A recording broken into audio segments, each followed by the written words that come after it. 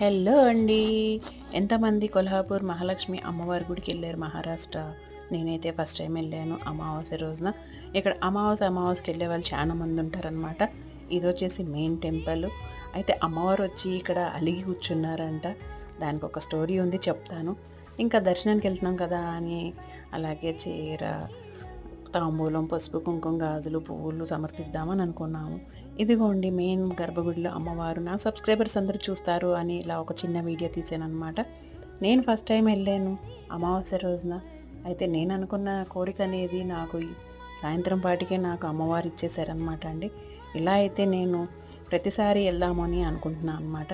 వీళ్ళైతే కర్ణాటక నుంచి వచ్చారంట, రకరకాల ఊర్ల నుంచి వస్తున్నారనమాట అమ్మవారి దర్శనం కోసం. ఇంక ఇక్కడ దర్శనం అయిపోయిన తర్వాత ఫ్రీ అన్నదానానికి కూడా వెళ్ళాం.